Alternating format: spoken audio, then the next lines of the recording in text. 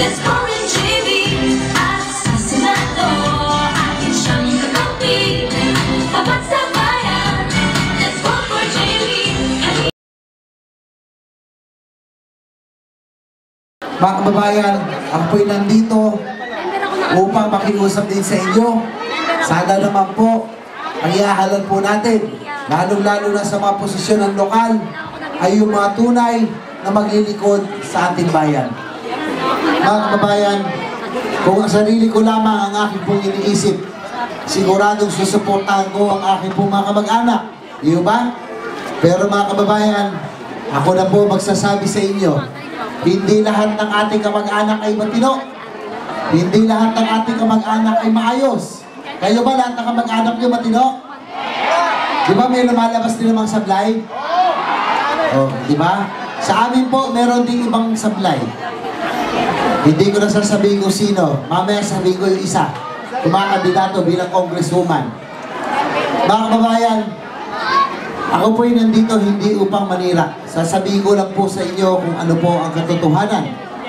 Taong 2007, una pong gusto tumakbo bilang konsihal ang aking pong pinsan niya si Jana. Balita ko lagi dito sa Krabe, nakikipag-inuman, nakikipagkaibigan, malakas daw sa Krabe dahil lagi nakikipag-inuman. Totoo ba yun? Nakikipag-inuman? Totoo? Yan ba ang dapat natin maging congresswoman?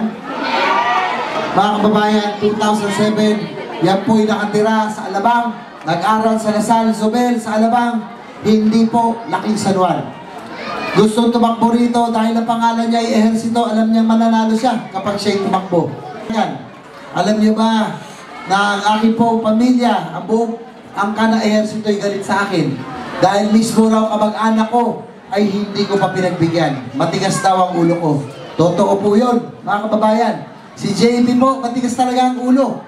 Lalo na't kapag alam ko na ako'y nasa tama at nasa lugar, matigas talaga ang ulo ko. Ang sinasabi ko na sa inyo, mga kababayan, ay yung babae ito, nagagawin na lahat, di bali na mag-away-away kayo magkamag-anak, makamtan lamang ang kanya pong ambisyon. Gusto niya maging konsihal ng una, di bali na mag-away kami mag-ama, di bali na magalit ang lahat ng tiyahin ko sa akin, basta siya po ay maging konsihal. Sa madaling salita, naging konsihal. Gamit ang pangalan, paano ba namang hindi mananalo? Di ba? Pinakisamahan ko, ako po ang mayor. Tinrato ko maayos dahil siya po ay pinsan ko. Abay, hindi ko namang alam na meron palang namumuo sa kakainom ng Red Horse. Abay, may ibang tumigas. Akala ko yung Red Horse, nagpapatigas lamang ng ulo. Yun pala ay iba na nabuo. Yung dating konsihal na kalbo, na dating dikit-dikit sa akin, na kahit saan ako pupunta, susunod-sunod. Kilala niyo ba yun?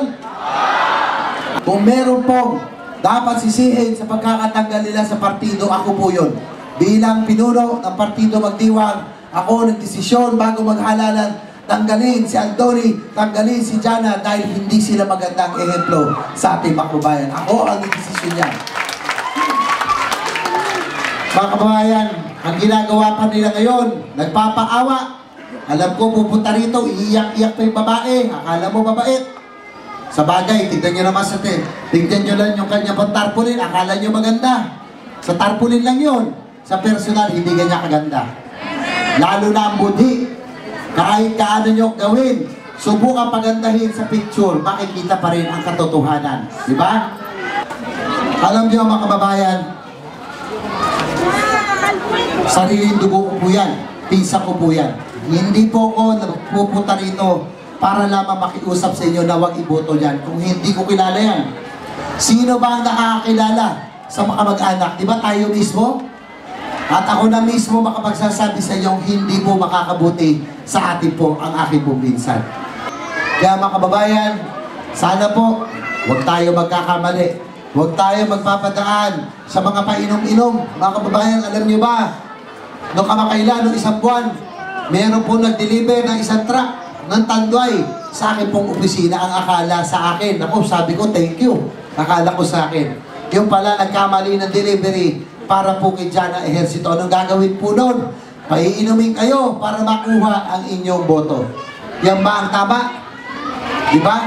dinadaan sa painom-inom para makuha ang inyong boto. Mga kababayan, alalahanin po natin ang binoboto po natin dito, ang kakatawan sa atin sa Kongreso, ang tatayo bilang kinatawan ng San Juan sa Kongreso. Mga kababayan, paano makikipagdebate yan kung walang alam? Ang pagdedebatihan sa Kongreso ay makakaapekto sa ating pang-araw-araw na buhay, tuwad ng ating mga buwis, presyo ng bilihin, at iba-ibang pang bagay na sa pang-araw-araw na buhay ay tayo po ay maapektuhan. Maganda na tatayo sa Kongreso ay may alam at ipaglalaban ang kapakanan ng bawat San Juanenyo. Yan ang dapat natin botan, walang iba kundi si Congressman Ronnie Zamora. Maaari sabihin nila, hindi raw marunong makisama si Congressman Ronnie Zamora, hindi umiinom tulad nila. Mga kababayan, hindi tayo bumoboto ng kainuman.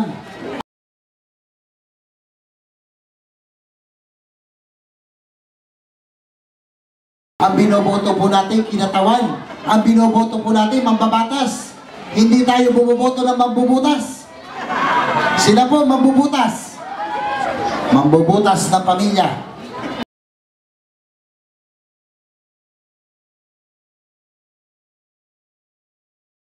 Tuwing halalan, maraming lumilihis. Nandun lagi sa kabila. Siguro naisip nila na di bali nang nasa kabila kami, total, tutulungan naman kami pagdating ng panahon.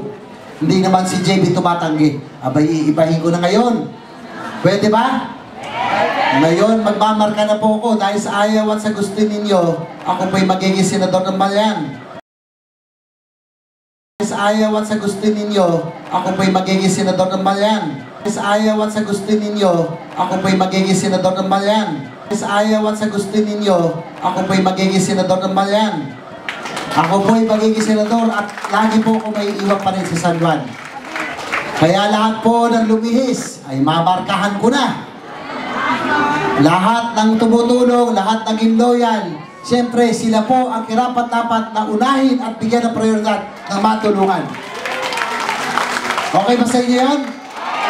Lahat na matutulungan ko.